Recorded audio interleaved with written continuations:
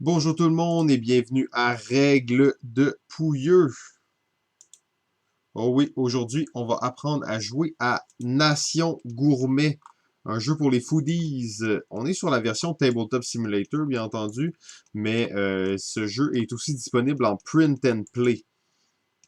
Donc, pour jouer, on a les cartes cuisine ici. On va commencer la partie par en piocher 9. On va révéler comme ça. Ce sera le point de départ. Ensuite, chaque joueur va prendre un jeton vote, positif, négatif. On va mettre les petits jetons bonus ici sur le côté. Et dans la version tabletop, on a une place pour prendre les points. Mais sinon, vous pouvez juste les prendre sur un papier et un crayon.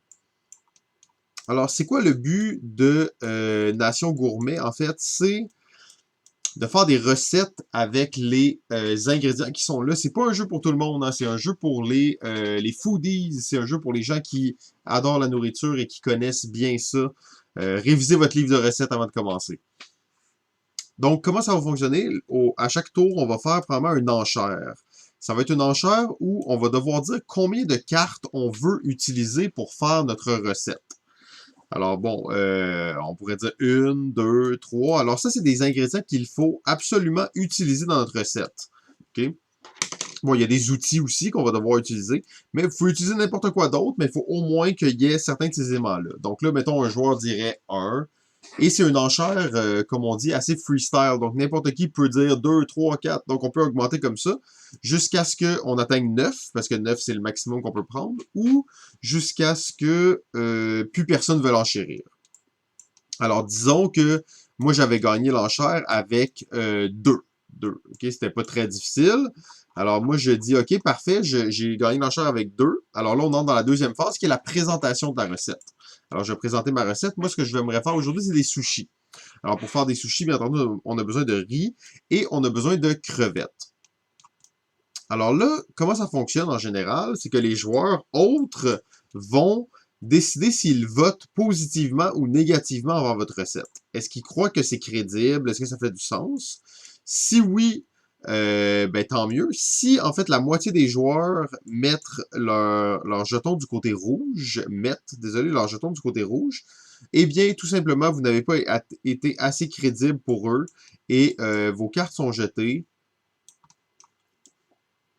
Disons que moi j'avais dit, je vais mettre du chocolat et des raisins dans mes sushis. Bon, mais si j'avais dit 4, mettons, là j'avais dit 2, eh bien, j'ai perdu mes points et on recommence une nouvelle ronde. Par contre, dans le cas où tout le monde est d'accord avec ça, je voulais faire des sushis avec des crevettes et du riz, c'est super, donc ça fonctionne bien. Donc j'aurais fait 2 points. Je mets ces cartes-là devant moi et on inscrit 2 points au pointage. Mettons que j'étais ce joueur-ci, je mettrais 2 points là. Ça, c'est une ronde standard. Par contre, il y a une possibilité pour le joueur qui fait la présentation. Il peut décider de prendre un risque. Qu'est-ce que ça veut dire prendre un risque? Ça veut dire qu'il prend la première carte du paquet ici, la tourne et l'ajoute à sa recette immédiatement. Carotte. Oh, une chance que, en fait, dans mes sushis, bien entendu, je peux mettre des petites lamelles de carottes. C'est très connu. Donc, comment ça fonctionnerait? C'est que j'aurais fait 2 points. Et pour tous les risques qu'on a pris, parce que je peux prendre plusieurs risques, je vais doubler mon nombre de points. Alors, j'aurais fait 2 points. Mettons que là, j'étais comme ça, OK, je rajoute des carottes, et là, je dis, OK, je prends un autre risque. Ça vaut la peine. Oups. Je prends un autre risque. Pomme. Pomme, malheureusement, ça fonctionne pas. Donc là, j'aurais tout perdu théoriquement, parce que les autres joueurs se seraient mis côté rouge, j'imagine. Mais disons que j'avais pu prendre une carte qui fit. Qu'est-ce qui pourrait bien fitter dans un sushi? Fromage, c'est un peu bizarre, de l'eau, de la bière. Radis. Radis, il y en a dans des sushis, bien entendu, et ça aurait sûrement passé.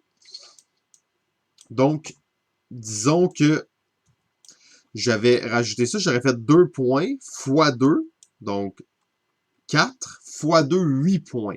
Alors, j'aurais fait 8 points d'un coup. Par contre, c'est risqué de prendre un risque. Hein? C'est pour ça que ça s'appelle prendre un risque.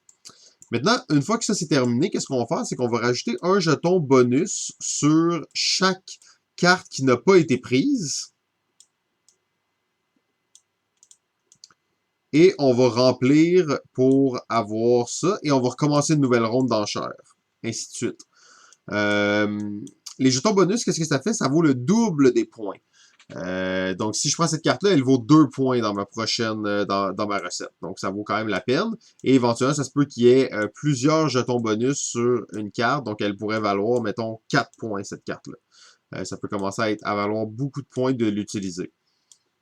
Le jeu se termine dès qu'on a pioché la dernière carte ici, immédiatement. On finit pas les cartes qui sont là, on finit pas la ronde. Dès qu'on pige une carte là, c'est la fin de la partie.